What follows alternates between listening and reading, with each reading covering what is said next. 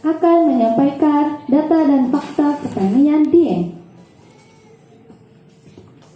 Latar belakang Dieng. Dataran tinggi Dieng adalah deretan pegunungan dan gunung-gunung yang merupakan bekas letusan gunung berapi raksasa jutaan tahun yang lalu. Kawasan dataran tinggi Dieng yang mempunyai ketinggian berkisar antara 1000 sampai 2600 mdpl atau meter di atas permukaan air laut. Daerah ini dimanfaatkan oleh petani dengan memanfaatkan lahan secara besar-besaran untuk pertanian. Tujuan penelitian di Dieng. 1. Memahami ekstensifikasi dan distribusi lahan pertanian di dataran tinggi Dieng. 2. Memahami pola budidaya pertanian di Dieng. 3. Memahami pengaruh budidaya pertanian di Dieng terhadap lingkungan. Rumusan masalah di Dieng. 1. Bagaimana sistem ekstensifikasi dan distribusi lahan pertanian di dataran tinggi Dieng. 2. Bagaimana sistem intensifikasi pertanian masyarakat Dieng. 3. Bagaimana pengaruh pertanian terhadap lingkungan Dieng. Next. Lokasi dan waktu penelitian. Lokasi penelitian berlangsung di Desa Patak Banteng dan Desa Dieng, Kecamatan Pejajar, Kabupaten Wonosobo, Provinsi Jawa Tengah. Waktu penelitian. Penelitian ini berlangsung selama 6 hari dari hari Kamis hingga hari Selasa 5 sampai 11 Desember 2019. Next. Populasi dan sampel. 1. Populasi penelitian. Populasi adalah wilayah generalisasi yang terdiri atas objek atau subjek yang mempunyai kualitas dan karakteristik tertentu yang ditetapkan oleh peneliti untuk dipelajari lalu kemudian diambil kesimpulannya. 2. Sampel penelitian. Sampel adalah sebagian untuk diambil dari keseluruhan objek yang diteliti dan dianggap mewakili seluruh populasi.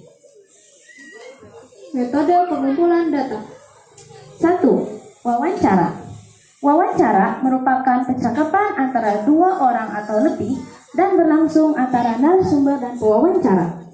Tujuan dari wawancara adalah untuk mendapatkan informasi yang tepat dari narasumber yang terpercaya. 2. Observasi. Observasi merupakan aktivitas terhadap suatu proses atau objek dengan maksud merasakan dan kemudian memahami pengetahuan dari sebuah fenomena berdasarkan pengetahuan dan gagasan yang sudah diketahui sebelumnya untuk mendapatkan informasi-informasi yang dibutuhkan untuk melanjutkan suatu penelitian. Metode analisa. 1. Metode deskriptif. Metode deskriptif dapat diartikan sebagai prosedur pemecahan masalah yang diselidiki dengan menggambarkan keadaan subjek atau objek dalam penelitian, dapat berupa orang, masyarakat, lembaga, dan yang lainnya, yang pada saat sekarang berdasarkan fakta-fakta yang tampak atau apa adanya. 2. Metode kualitatif. Metode kualitatif adalah analisa di mana proses dan makna lebih ditonjolkan. Hipotesa.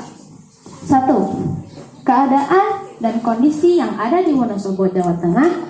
Dan 2. Alih fungsi yang dilakukan di Wonosobo, Jawa Tengah.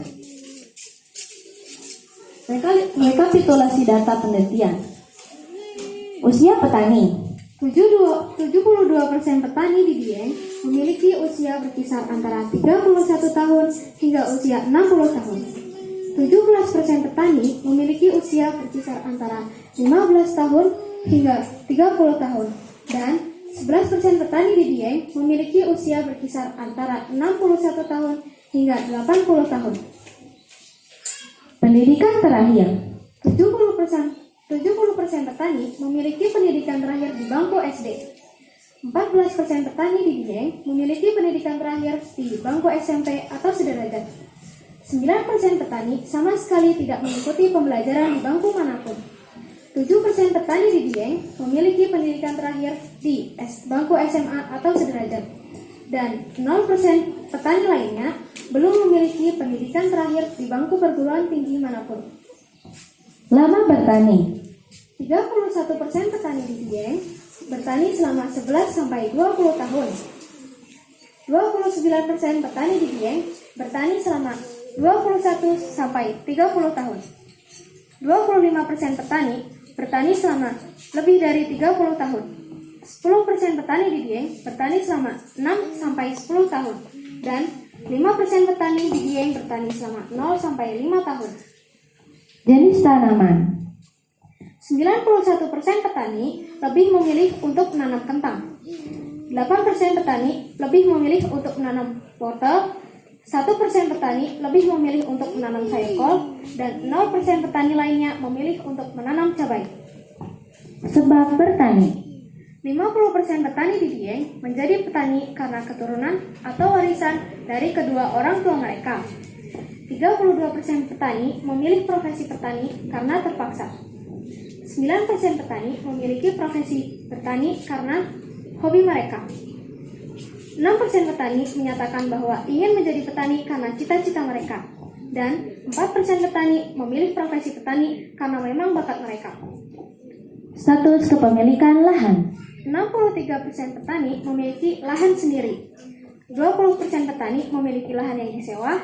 Dan 12% petani yang lainnya memiliki lahan bagi hasil. Budaya pertanian. 94% petani menjadikan bertani sebagai profesi utama mereka. Dan 6% lainnya memilih menjadikan bertani sebagai pekerjaan sampingan. Penghasilan petani per bulan. 25% petani memiliki penghasilan 2.100.000 sampai 4 juta rupiah per bulan. 19 petani memiliki penghasilan 500 hingga 1 juta rupiah per bulan. 19% petani memiliki penghasilan 1.100.000 sampai 2 juta rupiah per bulan. 17% petani memiliki penghasilan 4.100.000 sampai 6 juta rupiah per bulan. 10% petani memiliki penghasilan di atas 10 juta rupiah per bulan. Dan 8% petani memiliki penghasilan 6.100.000 sampai 10 juta rupiah per bulan. Keaktifan kelompok tani. 80% petani menganggap kelompok petani di Dieng berstatus aktif dan 20% petani menganggap kelompok petani di Dieng berstatus tidak aktif. Minat anak bertani.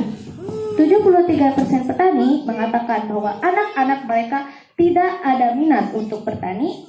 17% petani mengatakan bahwa anak-anak mereka ada minat untuk bertani.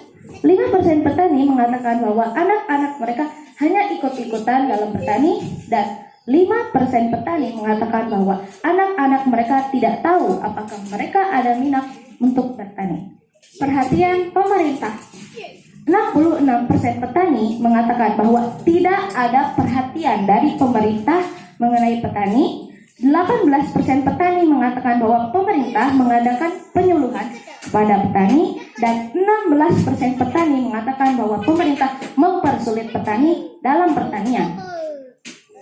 Ya, mungkin cukup sekian dari penyampaian data dan fakta terkait penelitian kami di Dieng. Untuk mohon maaf atas segala kesalahan yang kami buat. Karena sesungguhnya kebenaran hanya milik Allah semata dan kesalahan datangnya dari diri kami sendiri. Terima kasih atas perhatian para hadirin sekalian. Kami, Rahma Isbar Kolbi, Dan saya Atikah Maimunah Rahimah mohon undur diri. Wabillahi taufiq wal hidayah. Wassalamualaikum warahmatullahi wabarakatuh.